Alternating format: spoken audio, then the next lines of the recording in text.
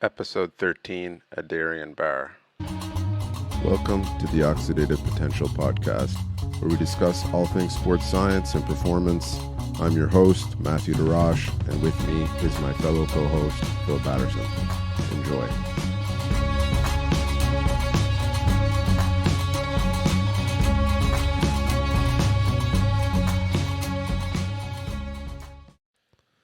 Good day, folks. On today's episode, I speak with Adarian Barr. Now, I'm super excited to share this episode because Adarian's been one of those guys over the years that he really kind of is on the top tier list of wisdom, especially when it comes to movement. Like, I've listened to some of his episodes out there 5 times, and I continuously gain more and more information every time I listen to them. Everything he says is so information dense and so information rich and applicable. And it really changes the way you view some of these things, especially when it's in relation to going fast. And that's what Adarian's really, really good at is understanding what needs to happen for someone to move faster. Now, in this discussion, we talk about a bunch of different things, which I think, pretty much anyone can gain use out of. The thing with Adarian is he is truly an inventor. Like, when I hear him speak, he's really taking from every corner of movement, every corner of the literature, every corner of sport. And he's kind of like a Bruce Lee. He takes what's useful and discards what's not. So I'm very happy to share this episode. Let me know what you guys think. Give Adarian a follow on Instagram at Barr Running. I'll leave it in the show notes. And enjoy. Yeah, we were just chatting about forces in the body. Whenever the body comes in contact with the ground, it's just a simple physics equation of I weigh this much, I hit the ground, so it's 2 times body weight. And we know that, the basic physics behind that, but the actual stress that's going on at the tendons and the muscle is much different. Because of the positions that they're at and leverage. Right. Well, I think, like you said, people do the equation, and like I tell people, I'm not a scientist, so I say I don't do the math, Yeah. But what tends to happen is 2 things that people don't deal with is they don't deal with the energy. Yeah. That's a lot of energy that's about to travel through your body. Forget about the force for a second, but think about the energy that's about to travel through your body. The vibrations, the sound waves, everything's going to happen that you're trying to deal with. And then the other part about that too is you have the bone structure that's taking some of this, and then you have these muscle ligaments and tendons that's taking some of these things because it's like the seat belt. So that's what people miss out on. The muscles, ligaments, and tendons are like the seat belt. And so you want that webbing to hold. You one thing, but that seatbelt needs to hold up under a whole lot of stress. And I think that's what we forget most of anything else is that's what those things are under, that type of stress. The car was one thing, the crumple of the metal is one thing, but that seatbelt, that's a whole nother subject. Yeah, and this is a good point. Like, this is something that I really wanted to dig into because I started off into the training for sports performance with the old like Louis Simmons mindset, where if you're not squatting 800 pounds, how are you going to put that force through the ground, which Usain Bolt's putting through at massive speeds? Where as I got older and started to mature and understand that a lot of it's more so the intricacies of timing, and you do a really good job at explaining this. And okay, so let me relate it to something that I know really well, like punching, right? Yeah. So when you're punching, the people that are the strongest and produce the most force, a lot of times they're breaking, right? Yeah. Because their antagonist muscles, they don't have enough reciprocal inhibition. So that force that actually gets transferred through is quite low because they're breaking themselves, right? They're acting as a break. And the same thing with arm wrestling or jiu-jitsu. You don't get caught because you weren't strong enough. You got caught because you turned the muscle on too late and they're ahead of you. Right. Ahead of you. Well, that becomes a thing, cool thing, when people talk about, Einstein, theory of relativity, special relativity, general relativity, and all that kind of stuff, and how he explained it with a train, and how, he thought that, I'm on this train and it's all perspective. You know, you have the perspective of the guy on the train. You have the guy on the perspective of watching the train. Yeah. Even though the train is moving, and everything, but they got two different perspectives. Mm-hmm. And I think that's what people miss out on. That changes some things as perspective. So when you talk about timing of something, that people most time leave out, like I said, when I talk about technique, I tell people is what, how, and when. Without the when, you're just hoping things work out well. You know, same thing. What does the boxer know very well? When to throw a punch. If I got into a boxing ring, I know how to throw a punch. I don't know when to throw a punch. So I'm screwed. You know, I don't know the when. You know, so my technique is crap because I don't have a when to it, you know? And so that's what people miss out on. Same thing in running. Anything you're doing, the when is the most important part. When does this happen? You know? So like you said, if you don't understand, you know, this thing of, you know, like I tell people, past, present, and future, you know, which part are you in at this point in time? You know, because like you said, are you throwing a punch that's in the past? While the guy's throwing a punch that's in the future? I never heard it that way. You're kind of screwed. Because the future is like, he ain't coming for you. The past, like I said, you're too late. Dude, it's in the past already. Yeah. So I think, but like I said, but it's always going to be a timing issue with all this stuff. Even when we talk about injuries is a timing issue. Shit happened at the wrong time. Yeah. It's that simple. Something happened at the wrong time. Now you're hurt. Yeah. If everything happened when it was supposed to happen, you wouldn't be hurt. Yeah. And so that's what people miss out on. And that's why, you know, a lot of people get down on me because I say I don't worry about injuries, because injuries is shit happen. Just like me driving my car. I don't worry about getting an accident with a car. But shit may happen. I may get in an accident. Why? Because at the right place at the wrong time. Yeah. Shit happens, you know? So I think that becomes a lot of it too, is when we're dealing with these things as far as movement is concerned, the timing aspect is critical. I was talking to somebody this morning, and we was talking about stiffness. And I was explaining to them that, you know, we take the gastroc and soleus. A lot of times people talk about the calf muscle because they say triceps surae and combine them together. But they're actually two different muscles. You have a soleus and you have this gastroc.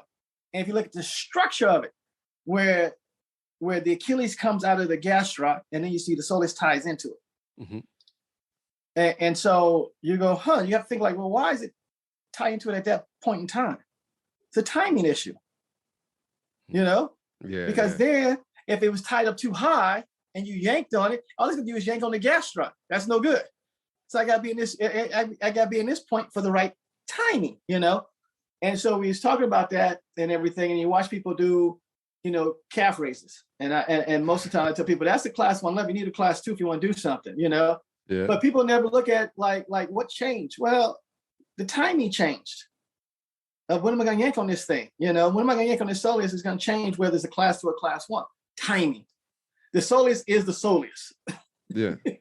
it didn't change. And like I said, the fulcrum didn't change. Then changed. The soleus, the soleus. What changed timing? When am I going to do this?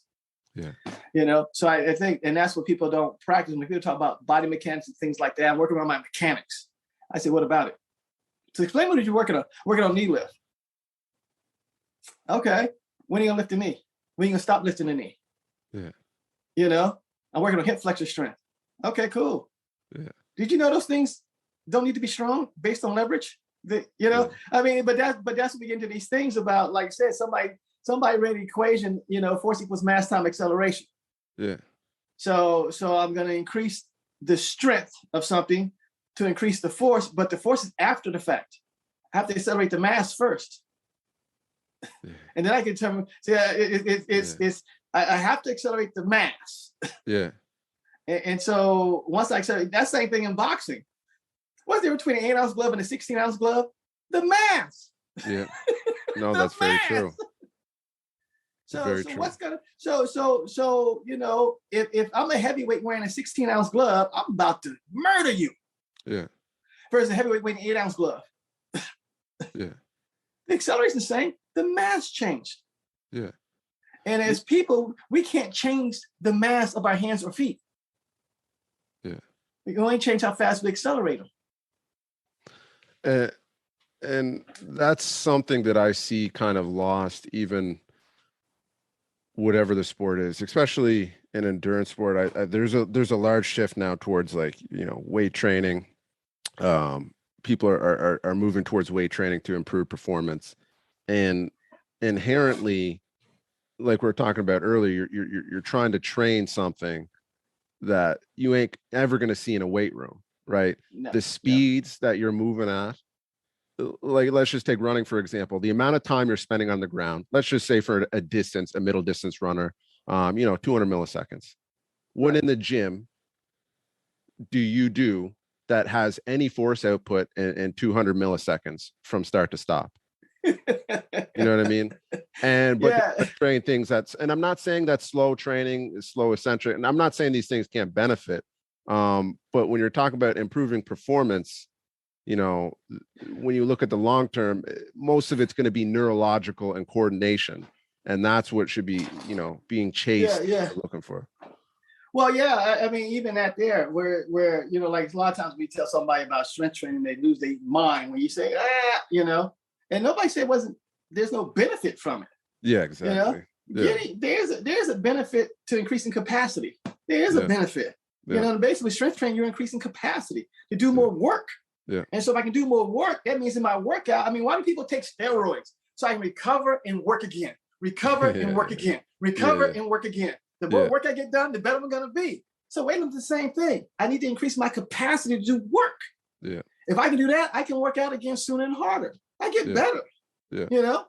And so, and that's what, that becomes that thing that we're dealing with but you say, okay, now I need to go faster. And I did it fast. I tell people, all I did was fast. Because if you can't go fast, it ain't worth, even a weightlifter, if you do an Olympic lift, you better be fast. Yeah. Because you got to get around the bar really fast. The bar, and so because the bar really want to move an inch, and between the inch of it stalling out, what do you have to do? Go from tall to underneath this bad boy, lickety split. Yeah. So once again, if you're not fast, you can't lift heavy weights because it ain't moving far. Lightweight is easy to move because you can move that 3 feet. But when it gets heavy, it's not moving. So your only option is how fast can I drop underneath this thing before it squashes me like a bug? So no matter what we're doing, if I'm serving tennis, it better be fast. If I'm boxing, it better be fast. I don't know anything. Ping pong, fast. Soccer, fast. I mean, if you're a goalie, you better be fast. That ball's humming at you. Yeah. So what sport event do we have except even curling? What do you got to do with curling? You better be fast at pushing them brooms in front of that stone. Fast at making adjustments too, right? When you're pushing that rock, you better be fast at making an adjustment. Right. So what athletic activity is not fast? Yeah. What? Not strong, fast. Yeah. But then the focus is switched to I get stronger. No, you better figure out how to get faster. Yeah. And so that becomes fencing, fast. Yeah. And so that becomes thing. But once again, should I be lifting weights? Sure, you should be lifting weights because I want to increase my capacity to do work. That's easy. Yeah. That's a no-brainer. But to prepare you for the speed of what you're about to do, you better be doing what you're supposed to be doing. Yeah, that's something that's lost, is like the framework, right? Because for endurance runners or endurance cyclists, they go out there and put the base miles in to develop the cardiovascular system. You're developing a capacity so you can handle more stress on the cardiovascular system, on the mitochondria. Right. But when they look at weight training, they look at it as, oh, this is going to give me more power. This is going to give me more speed. And it's like, yes, that's part of the equation. You're going to use that up fairly quick. And then after, you should be looking at developing more capacity for the tissue to handle more stress, right? And I just think there just needs to be a little bit of a shift in the framework about how it's thought about, because people think that by training those things, they're getting what they need to get faster, and then they're not doing enough of the things that are actually going to get them faster. And one place I want to move into is something that I spent a lot of time trying to wrap my head around is some of the stuff you put out there on falling. Now, when someone, for example, like a long distance runner, you're on a balance point of falling, but that balance point is much further back in the scale than if you're sprinting. But and as you move that balance point up, your body's just going to have to move faster and faster and faster. But I think there's like a lot of confusion out there of like, I should be trying to pull with my legs forward. I should be trying to, stomp the ground as hard as I can to get faster, to produce more force into the ground. When realistically, you have this huge thing called gravity, right? Like you've explained Right. times. So Right. if you can get into that a little bit and well, even at there, I was, like I said, I don't do math very well, but this is what I was thinking. If I push the ground with 500 pounds of force, mm-hmm. and the ground pushed back with 500 pounds of force, to me, that's zero. Mm-hmm. Because the ground didn't move, I didn't move. See, something's got to give. In order for something to move, you got to have more than the other one. Mm-hmm. If you push me with 500 pounds, I push back with 500 pounds, nobody moves. Yeah. Somebody has to have 501 to something to move. So where's the 501 come in at? That's what they're not telling us. Where does the 501 come in that you need to? So that becomes that part there. But the other part too is this here, which falling. Falling is kind of easy because the greater distance you fall, the greater the acceleration because it's squared. It's kind of simple. Now I got to tell people, we don't fall far enough because if you jumped off a 32-foot building, you'd be on the ground in 1 second. Mm-hmm. You jump off, so that becomes a thing. I got 1 second to cover 32 feet. Mm-hmm. Now, how much time do we spend falling? I mean, think about the forces of a 32-foot fall. Think about that. Yeah. Well, we get 200 milliseconds. See what I'm saying? It's not. Yeah. If you want more, you got to figure out how to fall more. Yeah. So that becomes a thing as far as, even talking to people that talk about punching the ground. And I said, okay, let's get this together. Because I had the same question too. And I remember talking to, I was at this party drinking, talking to this physics guy. And I said, hey, man, if I did this, I said, if you have a bag of oranges, one of the oranges can fall faster than the other ones. He says, no, they can only fall at the same rate the bag falls at. I was like, what? He says, yeah, everything, even though one may lead the way, but once the bag is stretched fully, then the speed of the falling of the bag is everybody set at that speed. Mm-hmm. So we had the same thing. So I'm in the air. Oh no, I got to plug in soon. So I'm in the air falling, and I'm going to try and jam my leg down because I'm thinking that I can jam my leg down faster than I can fall. Yeah. Until my leg's fully straight. Mm-hmm. At that point in time, I can only fall the rate I'm falling at. Mm-hmm. See what I'm saying? The Yeah, theory's flawed because the only way I think you can fall faster, like they have planes, and this is the cool thing. They may take a plane, they have a booster plane. So I take a plane in the sky, and underneath me is another plane. So when I get to 300 miles an hour, another plane drops off and picks up. Yeah. It could leave. See what I'm saying? It could leave. But if it can't leave me and fires rockets, it can only go as fast as the body of the whole plane is attached to goes. Yeah. No, I know that. Sorry, go ahead. So we're in the same boat. Yeah. I'm falling, and even like you talk about, and somebody will say, like I got people out there that said running is not falling. Well, unless you're flying, you're falling. If you leave the ground, only went back down to the ground, fall, or you like pose people to say that they're going to teach you how to fall. Well, everybody falls already. There's no, you can't, unless you start flying, unless you're a pig and start flying, the only option is everybody falls. Yeah. So the question be, how do I increase the distance I fall? Yeah. That's how we go faster, is be able to increase the distance that you're going to fall. Yeah. And that's the amazing equation. It's funny because you brought up something in my head of skydiving is, in skydiving, you all have different essentially fall rates because of different weights, different body surface area, different clothing on, all these things. So when you're doing these jumps where you're connecting to each other, you're trying to connect the speed that you all are falling at together so you can do this stuff that you want to do. As soon as you let go of that, everyone's falling at a different rate, right? But once you connect to the whole, you're all falling at the same speed again. Right. Yeah. Right. But that's the whole thing. The whole falls at one rate, that unless you can let go, and your legs can't let go. Yeah. It's funny that you brought up pose too, because I got sucked down into that quite early years ago, before I really even started running, because it was such a popular thing, right? It's so simple. All you got to do is put your foot up and put your foot down.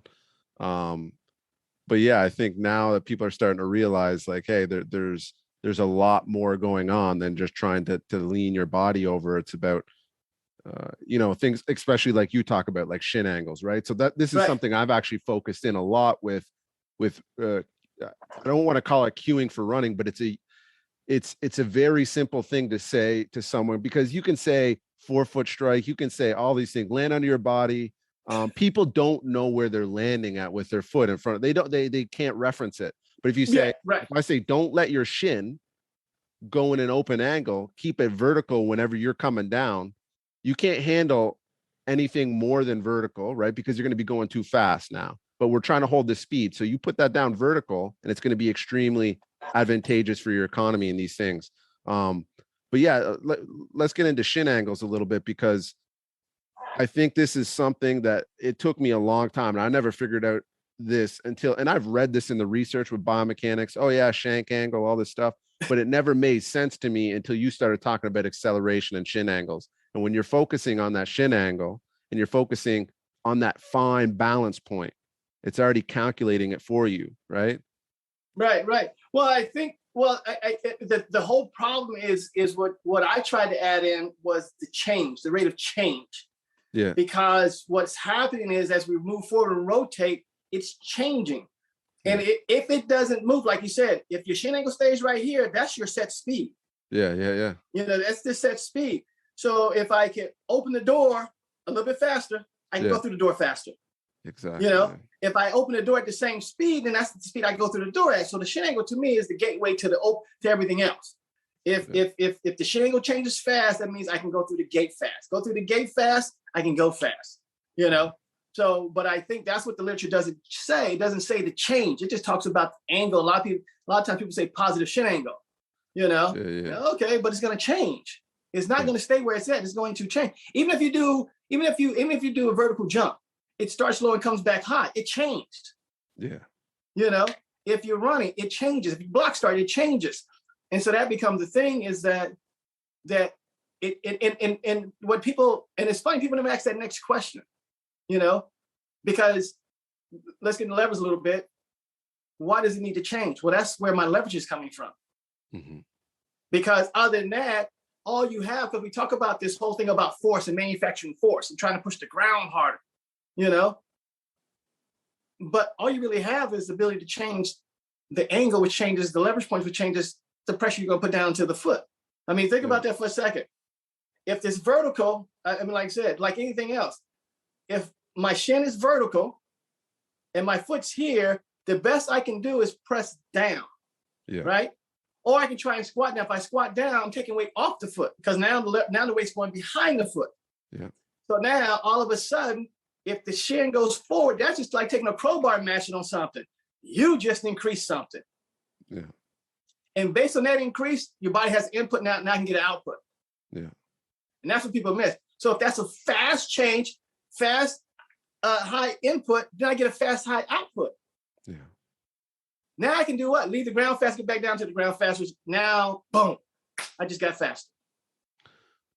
Yeah, you're essentially changing the application of horizontal force, the rate of horizontal force, because in running now with foot pods, it's this big thing, right? We got these foot pods you stick on your foot. It measures the power. It measures how much force you're putting vertical versus horizontal. And whenever you're not getting that leverage, the least, when you're getting a little bit of shin angle change, most of that force is going to be put vertical. Versus if you can find a way to get that lever working and apply the force and apply the energy in the direction that it needs to go to move forward. This is something that I heard JB Morin talk about, and I never could find the research study that he was talking about. I couldn't find it. I looked everywhere for it, but he talked about elite rugby players and some of the elite sprinters that they had testing in on the force plates and stuff like that. And he said they both ended up putting in the same amount of force into the plates, right? And they're running. Right. But the trajectory of that force, the horizontal application of force, was much higher in the sprinters. And I think that's where people get stuck on this thing, like, I need to put more force in the ground. Well, if you're lifting weights, force probably ain't the problem anymore. Like, if you've been lifting weights for 5 years, that's probably not the problem, right? Well, even this here, let's cover two things. Say you're doing a back squat. Yeah. The weight's going away from what? The ground. So you're actually moving away from the ground. Yeah. When I need to move towards the ground to put more into the ground. Yeah. You know. Yeah. Now the other part about this too is this here. That word horizontal is always a funny word because if you look at it, like what is horizontal force? Friction. I mean, I got this vertical because if you had a box, if you had a box floating in the air, you know, it'd be easy to push. Yeah. Horizontal. It'd be easy to push. Yeah. Put it on the ground now. What's in the equation now? Friction. Friction, yeah. So that's what we're trying to increase. We're trying to increase the amount of friction. Yeah. If I can increase the amount of friction, then I can do something to me. Yeah. So that's what people miss out on. It's all about us. It ain't about this. All we got is us. Yeah. But if I can't increase the amount of leverage to increase the amount of friction, I got problems coming. And so that's even like I tell people, do you know what's being accelerated? And that's where this equation comes, F equals mass time acceleration. If you ask somebody, you know, do you really understand what's being accelerated? And that's why this whole direction comes in. That's why it becomes important. What is being accelerated? And so a lot of people, once again, they're trying to accelerate the whole body as if it's falling.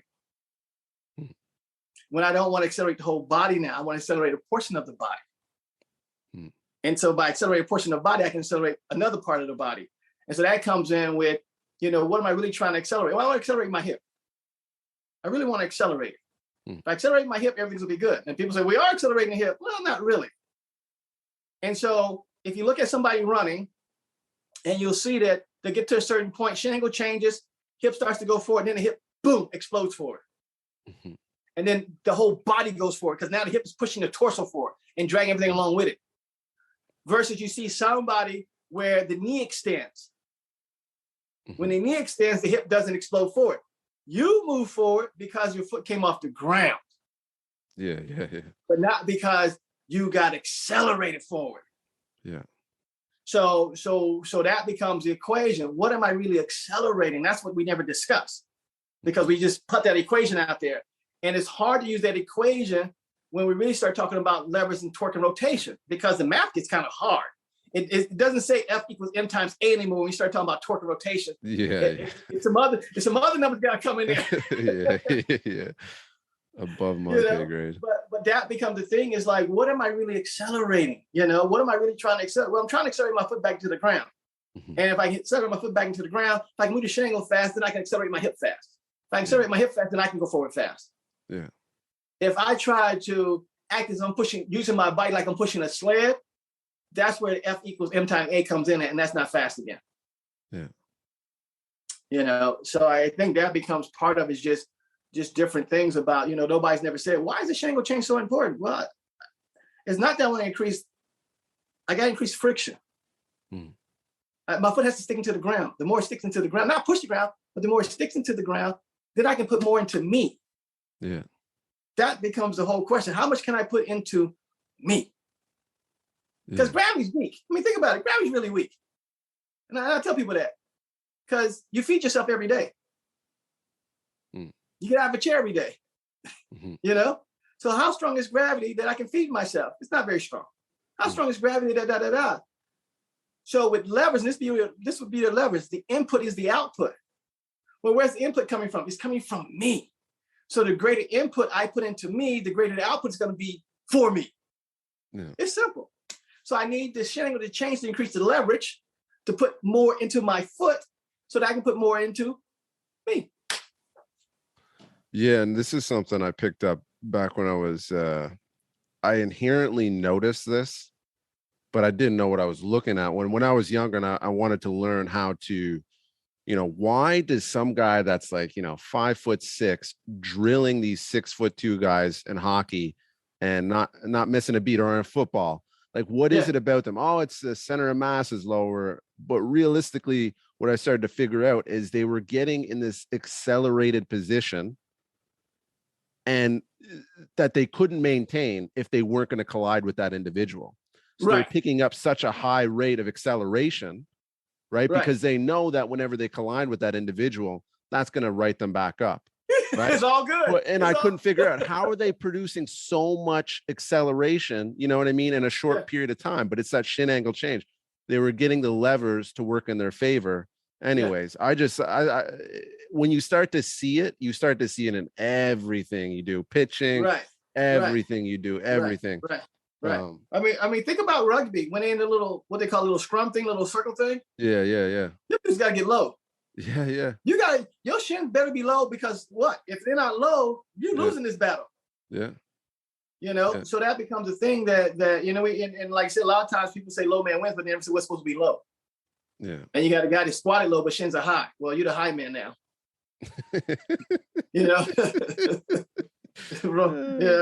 So and that's why I like watching sumo. Sumo wrestling is fun to watch because you see a battle of shin angles. Yeah. You see a battle of shin angles and everything. That's what's fun about it. And I think that's part of the problem too, is that us in this industry don't watch enough other stuff to see the commonalities. Yeah. To see like, because them dudes, you can't be slow in sumo. Once again, I don't know any sport where you get to be slow and be successful. Yeah. So even quick to adjust your feet, this guy's pushing you back, trying to push you out of bounds. How fast you got to be to adjust to try and get him off balance and get him out? You can't be slow. You can't be slow in jiu-jitsu to make adjustments. You'll be choked out before you know it. You can't be slow. Yeah.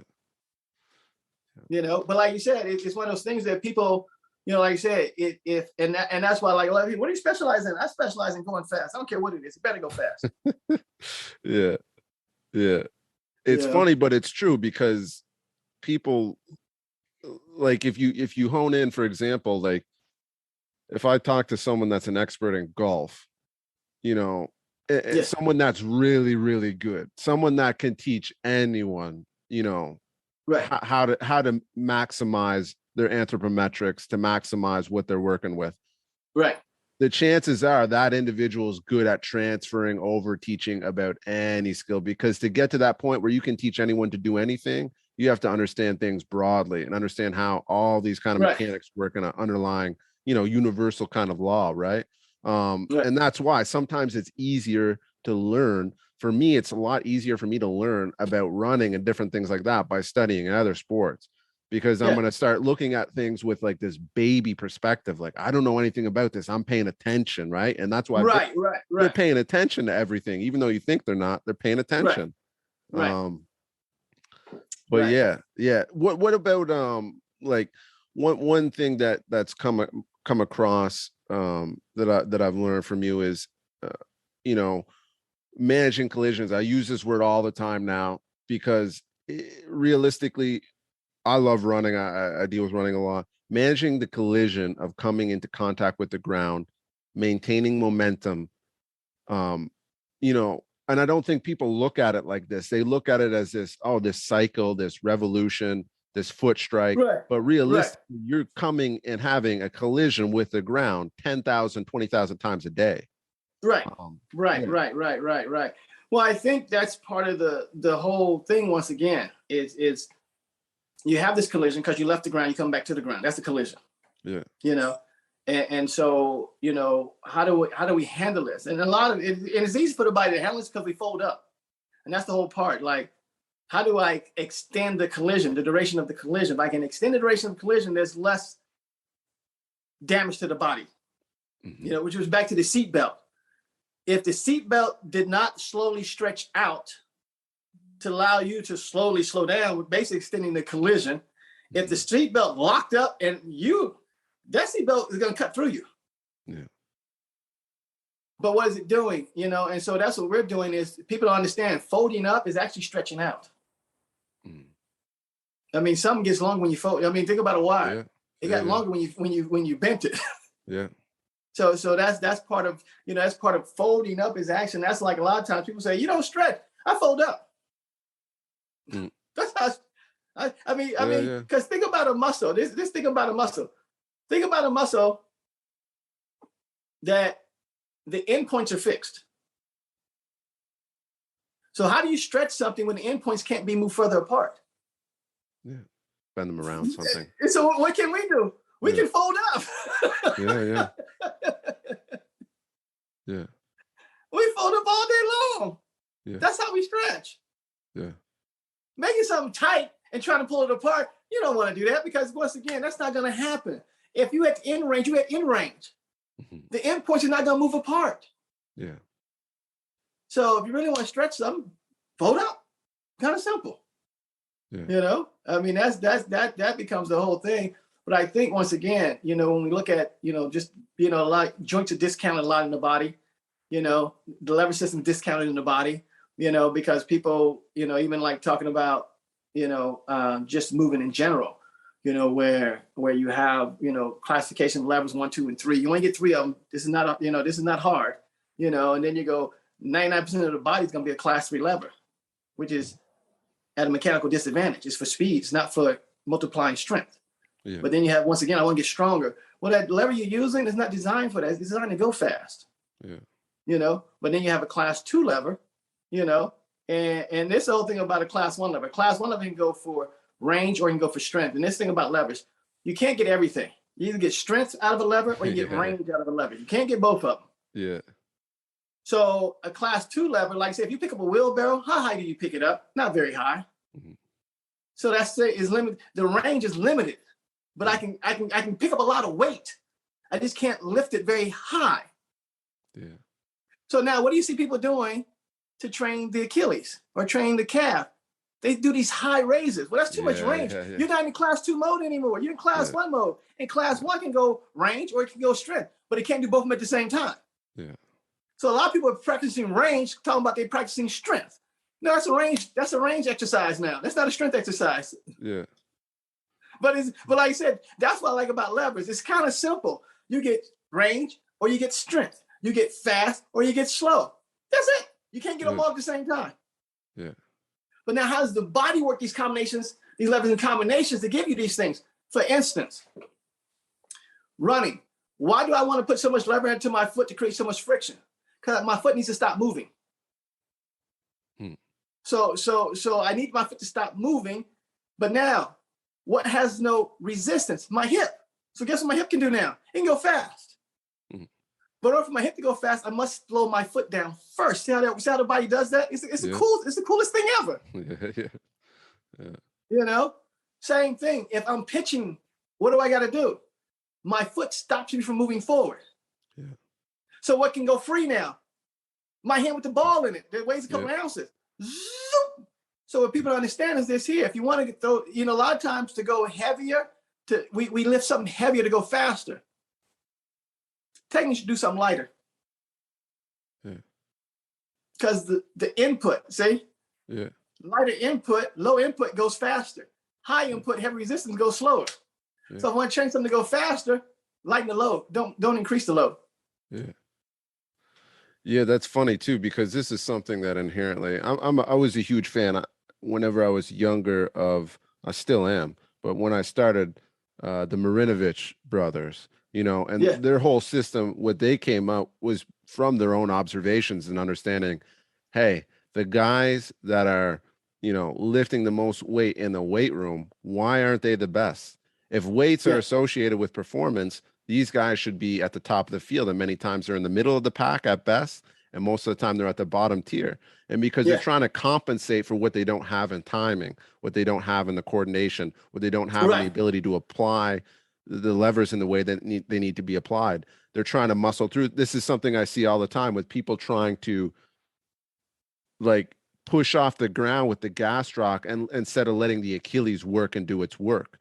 When you're trying to use that lever. So people are out here doing straight leg calf raises and that has nothing to, you know what I mean? It's that has some use in sports, but what you're trying to do, it doesn't, you know what I mean? And that's the whole problem. The input's too high. So now you're moving slow. Yeah. And I want to move faster, so, but that becomes the other part too is like I said, and that's just basic, like I said, levers are so basic, it's so easy, it's crazy, but we want to make this complicated because we want to do some math. And I'm like, I don't do math, I count my money and that's about it. But outside of that, but I think that becomes the thing is, how do we move faster? How do we move faster? And think about this here too. Take two track cyclists, the guys on the bikes. Yeah. All them folks are strong. Mm-hmm. But somebody's still faster than the next man. Mm-hmm. Why is that? See what I'm saying? Why is that? Why is it? We all strong. Yeah. But somebody's faster still. Yeah. Because they have better technique. Yeah.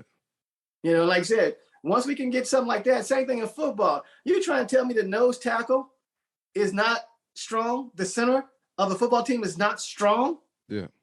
Them dudes strong. Who's the strongest? I don't know, but I know they both are very strong people, both very heavy people. But guess who wins? The faster guy. You know? So that becomes a thing. We can always equalize the strength out of the equation. We can always take it out. Like I say, you got two sumo guys, big and strong. Yeah. Who's gonna win? The faster guy. Yeah. You know? That's one thing that really does annoy me, because like I'm obviously I don't want to go out there and throw people under the bus in the research field, but with gait analysis, for example, with running economy, it drives me up the wall where they're like, and for example, like, I'm not saying I use running analysis like this, like there's no way you can change someone's gait to make them more economical. And I just don't believe it. And you know what I mean? Like, they're like, yes, someone running for 10 years is going to improve their economy because they're spending so much time doing it. And they're like, there's no other way to improve your economy in the short term. You can't coach it. You can't do anything. And I don't think it's easy to do, but I think it's an intellectual cop-out to say that you can't change someone's gait to make them more economical. It just takes such a long time, because this is your compensation pattern that you're using. To drive out a compensation pattern is going to take a long time. But how many years are people spending on changing their gait? And they just think that, oh, I should be able to do it in an 8-week study. Yeah. If I can't do it in an 8-week study or a 6-month study where I'm working by myself, I don't know. I don't get it. Well, let's go to that right now. You know, a lot of times with gait studies, what do they use as the basic gait? Walking. Yeah. That's the first problem. Yeah. Walking and running are two different issues. Yeah. You know, even how the muscles are used, you know, because what's going to happen in walking? Walking, I never do what? Leave the ground. Yeah. I got one foot on the ground at all times. So that tells you something different already. How you leave the ground, how you stay on the ground is vastly different. How you come back down to the ground, the handle leaving the ground is vastly different. Yeah. So that's the first problem. The next problem is these people saying this don't understand technique in the next place. Yeah. You know, because just like you have people talk about arms and arms don't matter in running. Well, most of the time it's studies like, when did y'all study arms to make that statement? When did you study arms and running to even make the statement that arms don't matter? Yeah. You know, and then you get people saying, well, you only got to swing your arms this way. Well, everybody got buck wild arms going this fast. Mm-hmm. So if everybody got buck wild arms, why we need to run like a robot? You know, did you study the buck wild arms? No, you didn't study. You just said that's bad. Let's move on. Yeah. So a lot of times people, you know, that's like I said on Instagram this morning, and we were talking about injuries. And my thing is this here. That's all I said. If 99% of the people do this one thing mm-hmm. and never get hurt, why do we say it's bad? Yeah. I mean, that's the most craziest thing to me. Yeah. 99% people do this one thing, nobody gets hurt, mm-hmm. we say that's bad. Yeah. Based on what research? Yeah. I mean, your research is already, nobody got hurt. You don't need to study this. Nobody got hurt. Oh, yeah.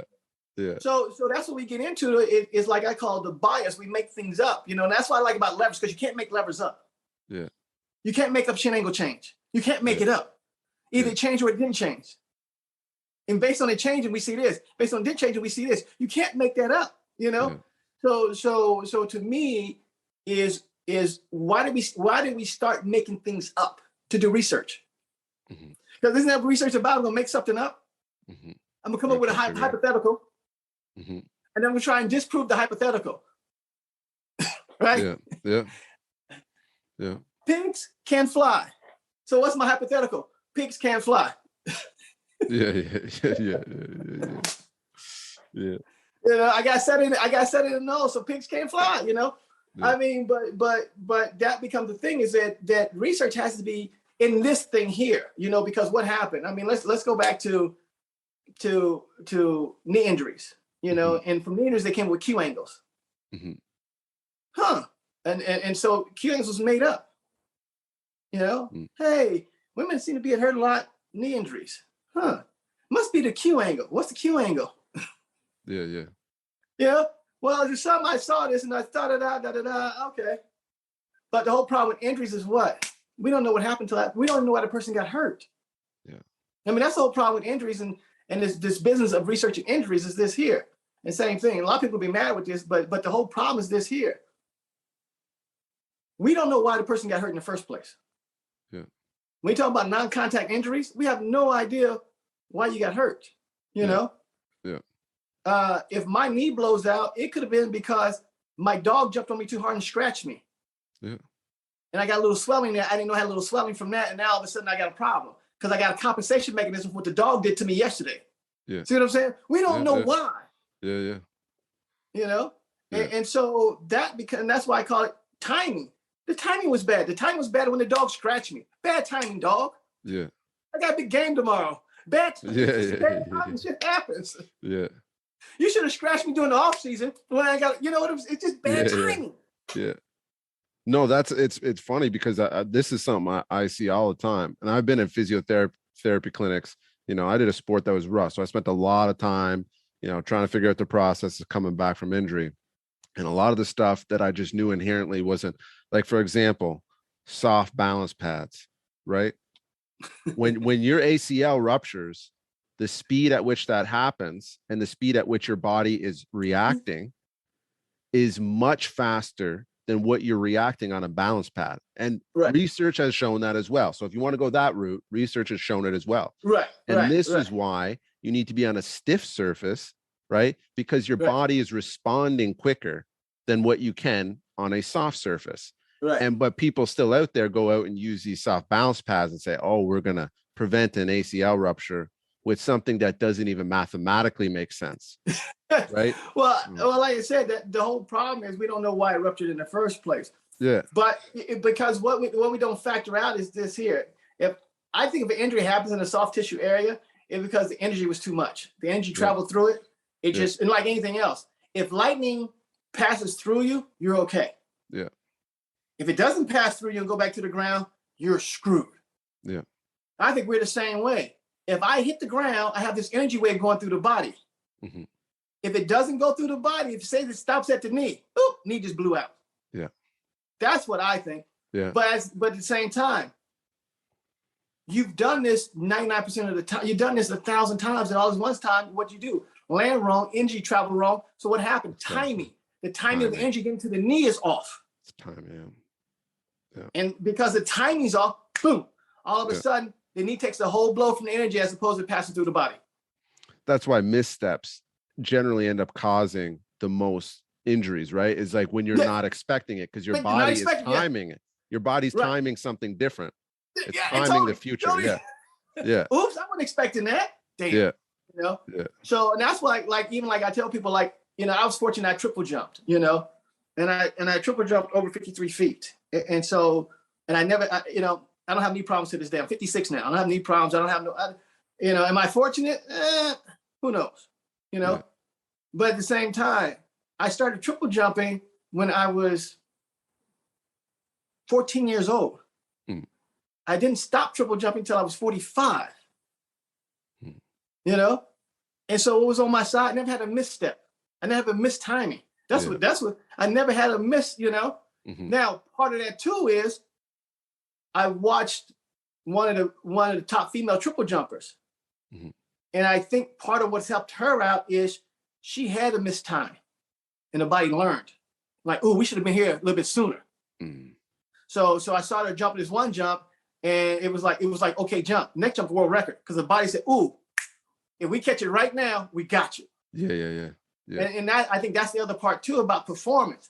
You got to push to the limits. Yeah, you got to fail. I come from the mechanic industry, auto industry, the tuning industry. We break shit. You can't figure out what something's worth unless you break it in the first place. Yeah. But we know why it broke, because I can see the stress I'm putting on it. Yeah. We're afraid to break anything. Yeah. In this performance industry. Yeah. But how does the body learn the unknown unless you push it to the unknown? Yeah. How does the tissue learn the unknown unless you push it to the unknown? Yeah. Doing a repeat of half of what you know doesn't help your tissue for the unknown. It doesn't know. It hasn't been there yet. Yeah. As we talk about this past, present, and future. How do I train for the future in the present? Yeah. Worry about what happened in the past. See what I'm saying? Yeah. I know the past. I'm in the future, but I'm trying to see what I'm saying? Yeah. How do you train for that? Well, you got to go out into the event and push it to the limits. Yeah. You know? That's great. That's something great. And I I put this together, but I never really vocalized this. Is like I remember training with these Russian guys, and one of the things was loading, because when we're talking about transferring force through, your wrist, Right. your wrist is going to be in a different position many times. What happens when you get injured? You're trying to manage a collision in a position that you weren't ready for. It's a timing. Right. So what they do was they would have these drills where you're loading the wrists in all these different positions, because now you're seeing, okay, this is end range. We're pushing it to the limit. Oh yeah, we don't want to be here, but we're going to be ready if it's here. But this is where we want to be. And until you get your body out of alignment, you can't find alignment, because a lot of people are running out of alignment, but they don't know what alignment is because they never go to both points. Right. They don't go to the extremes. Right. And that becomes the thing is, and like I said, you see people, like I said, you see somebody doing a death jump, Yeah. And you go, that's still not extreme enough. That's not extreme enough what you're about to put your body through. Yeah. Because you can land on one leg, not two. So try off that one leg and don't stick the ground. Hit the ground, get off the ground as fast as possible. Try that one for a second. Because think about the act of triple jumping. Yes. I just flew 15 feet through the air, and at the elite level, they may go 22 feet in the air. A lot of people can't long jump 22 feet and land on 2 feet. These guys go off of one leg, 22 feet down the road, land on one leg, take off again, another 20 some odd feet, land on another leg. Yeah. Whoa. Insane. But you trying to tell me that little hop you did is preparing you for something? Get out of here. It's insane when you think about it. Yeah, triple jumping to me is one of the things that actually just puts fear into my heart. I'm like, even thinking about doing anything remotely looking like that, I can just understand. I've been in the weight room all my life, and nothing in there really, puts a lot of fear into me. But thinking about the forces that are involved with that, and the points that you're loading, it's like that's a different thing. Yeah. It's the whole different thing. I mean, and think about, like, people talk about the knee. Sometimes people talk about, and that's why, from triple jump, some people say the knee rotates. I'm thinking, like, I don't think I want my knee to rotate when I'm landing on one leg 15 feet later. I want the whole rock. I don't even want it to flex. I want the whole rock solid steady. Yeah.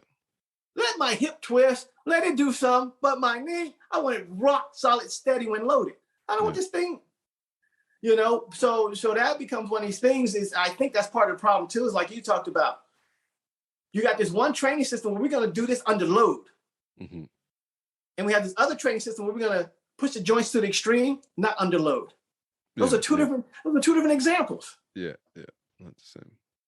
Because I'm pretty sure, like, I see guys hopping on the side of their foot, and I've done it, it's like it's no big deal. But I haven't done this from 5 feet, 10 feet, 20 feet. I haven't jumped on one leg, traveled 15 through the air, and tried to land on the side of my foot and hope my ankle holds up. No, I'm gonna land flat-footed. I'm gonna land flat-footed. That's what I'm gonna do. Yeah. So we get into these things, but yeah, I think that's a lot of it too. With training is we don't push to the extreme. Even with sprinters, they rarely go 100% in practice because everybody's afraid to get hurt. Yeah. But then when they get hurt, they wonder why they got hurt. Well, you never experienced that before. Yeah. Your timing was off. You got to a place where you didn't understand the timing. Oops, something's hurt now. Yeah, see this. It's funny. One of the guys that's done a good job of trying to, because we're talking about knees, and I think there's just so much dogma around with knees in and not understanding what the difference between. And Pat Davidson wrote a great article on Simply Faster, I think it was years ago, really trying to educate people on the difference between knees coming in and valgus, which is torque at the knee, when your tibia is moving in a different translation than your femur, right? That's a different thing than your knees coming in and finding internal rotation at the hip. Those are two different things. Two different things. But people make them all one the same. Yeah. There's different, because people say the knee collapse. No, the hip that moves at the hip, not at the knee. Exactly. You can say the knees come in, which is not the same as knees collapsing, but the knees are coming in because of what's going on at the hip. Exactly. Yeah. But that's like, I recently stopped using the word pronation for the ankle and feet, and this is why. Pronation comes from the word prone, which means down, face down. Yeah. Supination comes from the word supine, which means face up. Yeah. The ankle can't do neither one of those two things. Yeah. It can't lie face down, and it can't lie face up. Yeah. The foot can't either. Now the foot is always prone already. It's face down. When I run, it would go into a supine position behind me as it face up. But it didn't rotate over. Like I said, if you're laying prone and somebody says, please lay supine, what do? You roll over. The foot can't roll over. See what I'm saying? Yeah. So I stopped using those words. Now, for some people, pronation means the arch is going to collapse. And I still don't agree with that because I'm like, why would I want a structure, a support structure to collapse? I don't get that. So I'm not buying it. It's like, do you walk through your door talking about collapse? No. Drive across a bridge talking about collapse? No. Since when do we want a support structure to collapse? No, I'm not buying it. So I stopped using that word and I say the ankle flexes laterally, but I understand that's part of helping me control these collisions because I have the body's coming down and the foot just ran into the ground. It's not moving anymore, but the body's still coming down. That's what people, that's the whole thing about this collection of this collection is moving at the same rate until it hits something. Then I have these joints. So the foot stopped moving, but the hip is still moving. So in order for these things to work out, something has to get out of the way. Because if not, the energy from you falling is going to bounce you sky high again. So the ankle flexes to get out of the way. So you continue your downward because I got what I got to do. I got to extend the collision. So let the ankle get out of the way so you can extend that collision. And then the hip gets out of the way, so forth and so forth. But once again, what do people say? That's bad for you. How is extending the collision bad for you? I'm like, and you can show people, you can show it in triple jumps, you can show it in sprints, you can show it in everybody. These guys understand very well the timing of handling collisions. That's what makes them good. Me, if I hit the ground, what's happening? The impulse is going to bounce me. The ground reaction force, and that's what people don't talk about either. There's multiple ground reaction forces going on. There's the initial ground reaction force when you hit the ground. Then there's the ground reaction force when the lever changes. Then there's the ground reaction force when you so there's these multiple ground reaction forces going on, but they only talk about the one. When you're peak loading, right? The peak loading versus initial contact, all these things are different. They're all different, and there's something else is happening. So we get into these things, and I was even, I was talking to somebody the other day, because I saw the treadmill stuff, and the treadmill stuff, you go back to the treadmill stuff, and they show the person laying on the treadmill, and they may have some other data, but what I see is this here. This is what I crack up about. I said, so tell me this: the person lands on the treadmill, right? Boom. So they land on the treadmill. What happens? The thing spikes up. Boom. Why is it as they try to push off the treadmill, the spike's coming down? See what I'm saying? The time when you're supposed to be pushing, the force is coming down. Why is that? Is it the treadmill not picking that up? Or is it that that's not a big deal? It's funny when you talk about it that way, because it's true. Like I don't think a lot of people take into consideration all the different sequences of loading. Like I know Bill Hartman's big on this, is managing the internal organs, right? When he talks about, and it made so much sense to me when I watched a water bag, right? Like if you watch Franz Bosch and the stuff that he does with the water bag, you make a movement and you stop that movement. That's one point where where the force is. And then when the water catches up and finally hits its peak loading, that's another movement that you have to manage now as well. Right. And it's the same thing going on with the body. People think of it as just this instantaneous, once I'm making contact, that's the management that I'm dealing with. But it's also whenever you're in peak loading is another point that you have to manage as well. And if you can't time those, right, then you're just instantaneously losing the ability to go faster, losing the ability to be economical. Well, that's what you get into is it's the same thing, like I said, that's like the bag again. Everything was traveling the same direction at all times, to be best. I don't want my liver running into my kidneys. I don't want lungs run into my heart. I don't want da da da da da da. You know, so how do we manage these things to stay together on these movements? You know, but that's like, you know, when we talk about these things, like even when I talk about running, I talk about you have the initial ground contact time, which when you have this initial time when your foot touches down, then you have this time. Where is the foot when the body's when it's loaded? Yeah. Most of the time, you know, it's probably behind the body already. Mm-hmm. But people don't take that into account. They just say, you haven't loaded yet, though. You're not loaded yet. So let's see what happens when you actually load it, you know? Yeah. And then let's see what happens, you know? Yeah. And let's see what happens when it starts to unload. But let's take those things out first. But just where the foot initially touches, because sometimes you see the foot it's hovering still because we don't have what? Yes. We don't have the horizontal force yet because we don't have the friction yet. Yes. Yeah. But as soon as I get friction, I can load. Without that, I can't load. You know, I was talking to my man Tom, Big Picture Skiing. We was talking about skiing, and we was talking about how, you know, because I was in Hawaii and I was doing some stuff in the sand. I was like, oh snap! I would land in the sand, and then I would pick my foot up out of the sand. But what I should have did was land in the sand, and then I should have tried to push through the sand to get out of the sand. Mm-hmm. That's what we're missing. That you know, I'm here, but I haven't loaded yet. Yes. If I load it, I get out of the sand much easier. Yeah. And that's what we're talking about skiing. How we see a lot of people, they don't really push. Because the skis gonna redirect you as the snow builds up behind you. Yes. As the snow wall builds up, it directs you another way. Yeah. But you better do something when it builds up. You better have something to work with. Yeah. Other than that, you just topple over. Yeah. That pop that you see when you're skiing powder, that pop that you see guys turn with, that's because they're loading at the right time. They're loading whenever it's there to load. They're not loading too early, too late. This is actually something that you said there threw something off of my head because, dude, it drives me insane. I hear people talk about 4-foot running and heel striking and running. They're like, oh no, 85% of elite runners are heel strikers and it's more economical. And 4-foot striking, I see a lot of people's gait. I watch a lot of people's gait. I spend a lot of time looking at gait. There's a huge difference between when someone contacts the ground and when someone's loaded. So regardless of where their foot is hitting, that's not the point of what you should be looking at. You should be looking at when they're loaded, not when they're initially touching the ground. That's what makes economy. It's not it's how much braking forces they have doesn't matter whether their heel or their foot isn't, you know, touching the ground first.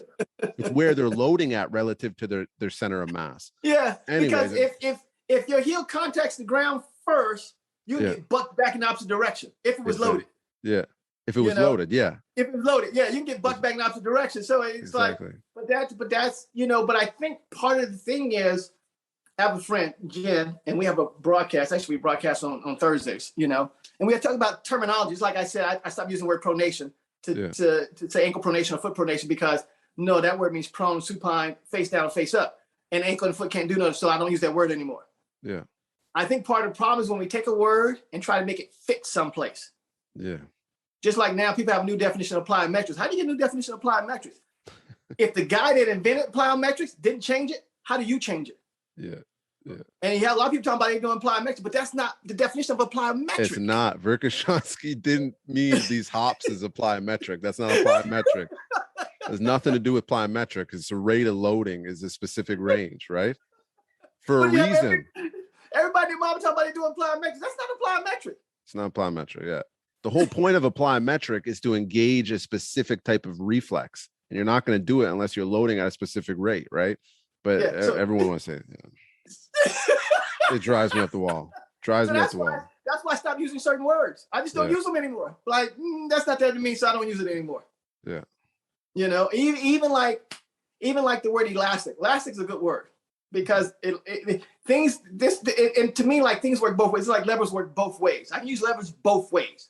Yeah. And so something like is elastic means it wants to do what? It wants to return. It wants to return to form, whatever form it was in. Yeah. You know, but in order for that, it must resist deformity in the first place. Hmm. So something that's elastic to me is trying to resist being changed. Yeah. And then, so how much load? So we get to the same. So we're back to this word loading. Mm-hmm. How much load does it take to change the shape of something? Yeah. So without the proper load, once again, you can't even test the abilities of being elastic because you don't got enough load to even test it, to deform it enough. Yeah. And you talk about deform at a high rate. Stretching rubber band slow does nothing for you. Stretching it fast. So that's what we get into. Same thing, jumping on a trampoline. The fast, what makes a trampoline bounce? You need a high load and you need to deform it fast. Yeah.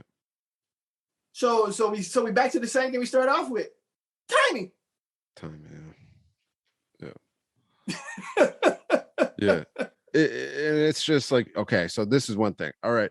People want to talk about, if it's not supported in the literature, right angles, everything has to be like a robot. It's like, if you can take 10 people and produce world-class sprinters out of what's out there in the literature in sprinting, I'd spend the rest of my life being a devotee to that. But it's just not possible. I'm in the library, right? I'm in the library. I'm just.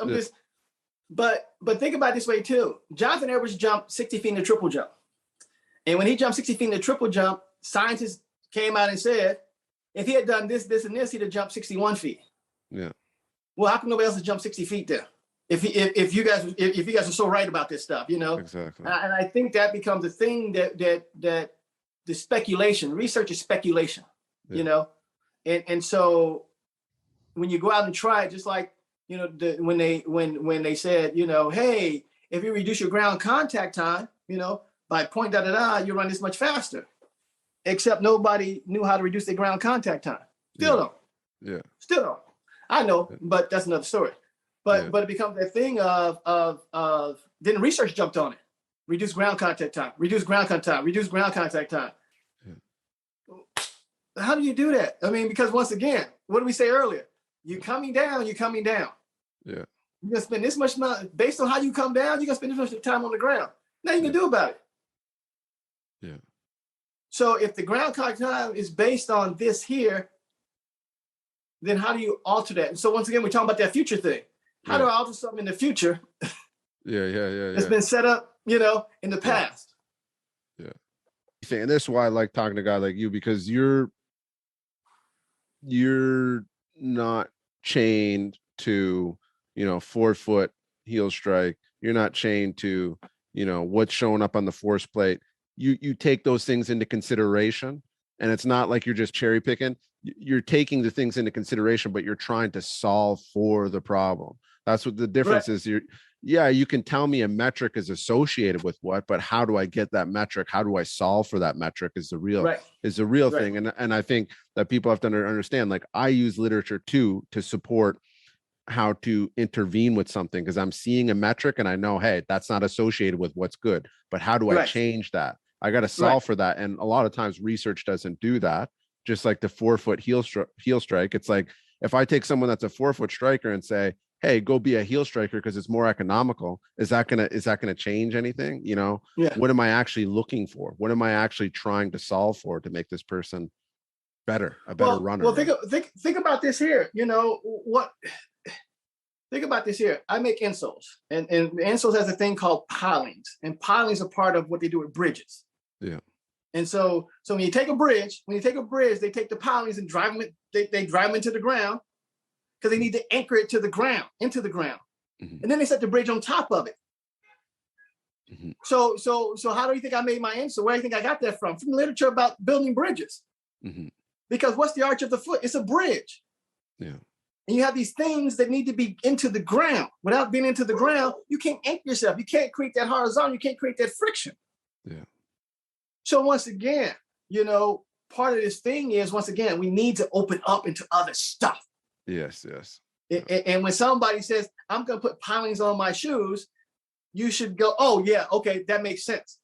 Yeah. Versus, that don't make sense. Well, do you understand, or when you say arches need to collapse, you sure about that? Yeah. So we get into these things of, or we talking about energy, how fast energy travels through the body.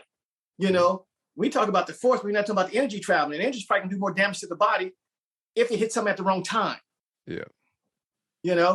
So and that's what you felt, like you said, like I think that's a lot of people feel, is the release of energy in energy. Oh man. I think they feel in that release of because it's a lot tied up in it. And then all of a sudden the ACL blows, pow. That's a lot of energy that's been released. Yeah.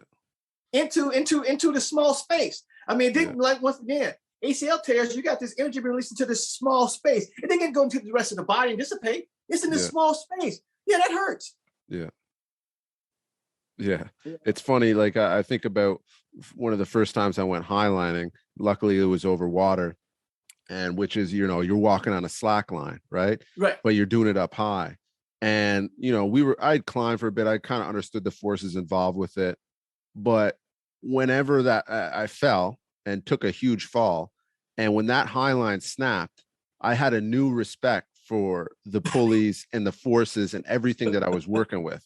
Yeah. I kept my eyes a little bit more open next time and understand how tight I was cranking up that pulley, right.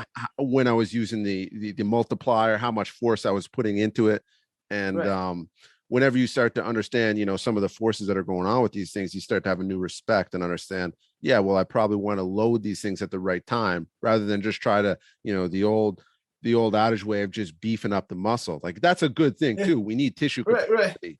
But the real thing is I want to make sure that that force is going on at the right time. Yeah. Right. Yeah. And that's why I tell people, if you understand, because to me, if I get the what, the how, and the when correct, then the timing sequence of coordination will be there. Yeah. If the when is not correct for the what and how, then the timing sequence of coordination is going to be off. Yeah. So it becomes that thing of once again, we back to the same thing. You can turn anything into technique if you understand those three things. Yeah. Just like loading can be a technique, because what am I going to do? I want to load this. How am I going to load it? Now I need to know when. Once you put the when in there, it's a technique issue. It's simple, but people don't put the when in there. They just load it anytime you want to. That don't work out. Yeah. I see that that was one of the big revelations I had in fighting is that you hear these things like, oh, you got to get better footwork. Oh, this guy has good footwork, but he's a plotter. This guy has good footwork, but he's a mover. What does that mean? Why do they have good footwork? No one could explain it to me. I'd ask everyone, what's good footwork mean? I go online, look up, what does good footwork mean? Everyone's like, oh, well, this guy did it when he was, moving slow. This guy did it, but no one can understand. And what I realized is whether you're moving slow or fast, regardless of that, it was how prepared the foot was to move. And I watched a lot of fighters, and the fighters that had lazy feet, especially with MMA, you can tell it because they don't have shoes on. You can see the tension in their feet. And if they're prepared to move, then they're going to move because the tension is ready. It's ready, set. If there's no tension in the foot and they try to move, they're already too late. They have to have a certain amount of tension. You don't have to have too much, but you have to have enough to get you, in that middle point of the muscles, like Bosch talks about, right? Muscle slack, right? Optimal. Right. But that comes back to that. Are you in the past? Are you in the present? Are you in the future? Yeah. Being ready is a future issue. Yeah. Not being ready, you in the past. Yeah. That's like I was watching the fight. I think Floyd Mayweather fought somebody, and I watched him step on the dude's foot. When he stepped on the dude's foot, he couldn't move. And when he couldn't move, when he's trying to move because he knows he's about to get popped, but he can't move. Yeah. So now did Floyd Mayweather do that intentionally or unintentionally? Yeah. But the timing it was just right for Floyd Mayweather to pop him because he can't move now. Yeah. It's the same with getting swept, right? Like in Thai fighting or in wrestling or in judo. It's not some guy coming through with a tree trunk size, quad and just, muscling his way through a sweep. It's like he's watching he's very attentively paying attention to when you're stepping on the ground and when you're going to have the least amount of grounding. And when you have that least amount of grounding, there goes your feet, right? And it's timing. It's not muscle. This has been a crazy conversation. What is if you give people like I'm not asking for a roadmap here, but what is a good perspective to try and kind of reframe the way they're looking at stuff? Because we talked about a lot of stuff today. What is it? Can we boil down a lot of this? I think, time is probably a good one, but understanding a sequence of how we should be looking at, trying to get better at our sport. I think the first thing is let's look at the terminology we're using and make sure it's appropriate. And stop trying to make terms fit. If you want to invent something new, give it a new word. Yeah. But don't try and make a term fit something it wasn't intended for. I think that's the first thing. I think the next thing is just look outside of what we're doing. especially like for me, as far as fast, I look at everything, fencing, boxing, tennis, golf swing, da da da, and what are the components of it? Even the other day I was comparing the shot putter, the world record in the shot putter, his scapula movement to that of a pitcher throwing a fastball. Guess what? They have the same scapula movement. See what I'm saying? If you look at fast, you'll start to see commonalities no matter what you're doing. Yeah. And then I go, well, how do you get yourself to do that? How does it get the scapula? How does that? So then you can start asking more questions like, well, how does that happen? What's the timing and sequence of that right there? So I think that's part of it too, is just whatever you're looking at, even if it's strength, look at things outside of the weight room. What is really strong? Like I said, if you go work on a ranch, you better be strong to be moving pigs and cows around all day. You better be strong. If you're working on that ranch, you go out to fix a fence, you better be strong. To control a horse, you have to be strong to make that horse. That's not, so even that, let's look at what strong is. Yeah. And so I think that becomes the other nature where your weight room strong, but are you, environmentally strong? Yeah. So like I said, the monkey swinging, that takes a lot of strength to watch your arm stretch out and your grip's still there, and whoop, you go the other way. Yeah. Yeah. Those are some really great starting points. I think it's good. And then the whole conversation around, choosing your words wisely and understanding, what you're saying and what you're trying to get at. That's huge. I don't think it's kind of overskipped a lot. What, you're on Instagram, I know, right? At Barr Running. Yeah. Yeah. You're on Twitter too. No, I'm not really on. I'm not on Twitter. Yeah. I can't keep up with all this stuff. It's like, and plus, I have about 500 people blocked on Instagram and climbing, and I imagine Twitter I would block, probably more than that, just because people are not respectful. It's amazing to me. Like I said, somebody came on my page the other day, said you're wrong, and I'm like, do you tell everybody you're wrong? I mean, when you see somebody, it's funny what people want to do is like, I don't mind you correcting me, but make sure you're correcting everybody else too. Yeah. If you're gonna do it, be consistent about it. Yeah. So next time somebody says, arches collapse, you're wrong. Go tell them, because arches shouldn't collapse. Yeah. Okay. You know what I'm saying? No, that shouldn't happen like that.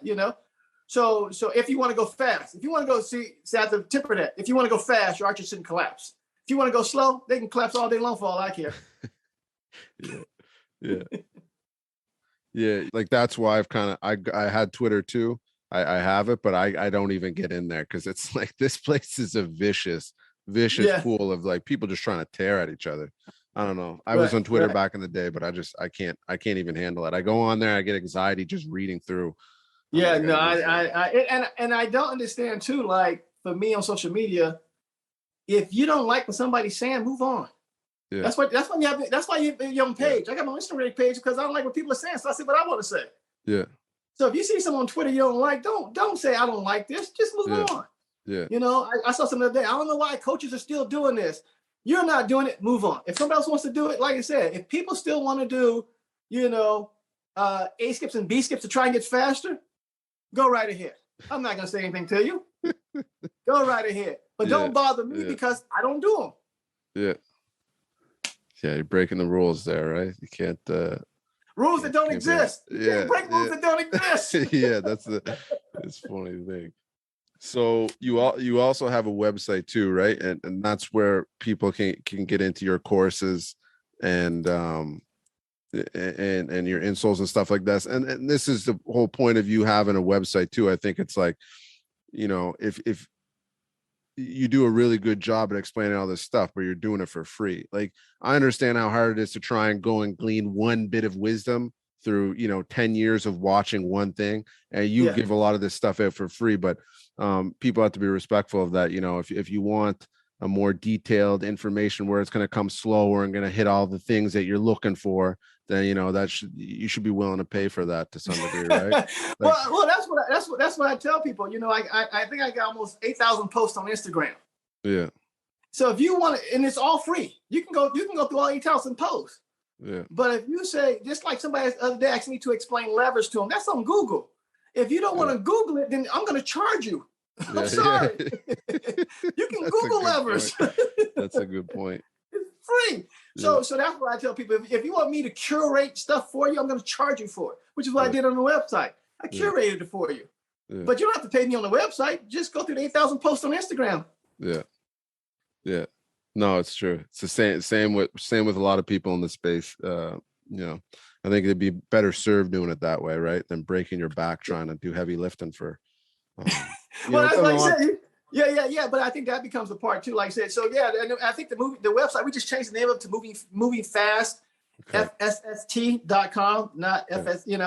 And so, but because that's what it's about. It's about how we move fast, and I think that's what people don't understand when they try to come at me. I'm only talking about one thing, fast. If you can show me how lifting that way is gonna make you faster, okay, I'm okay with it. If you're just talking about general strength training, I don't get involved with it. That ain't my key. That ain't my tea. Yeah. But once you say, hey, doing Nordic is gonna make you faster, okay, let's talk now. Yeah. This has been great. Really, really appreciate you coming on here.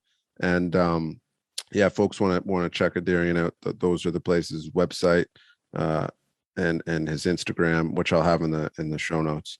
So until next time, folks, cheers.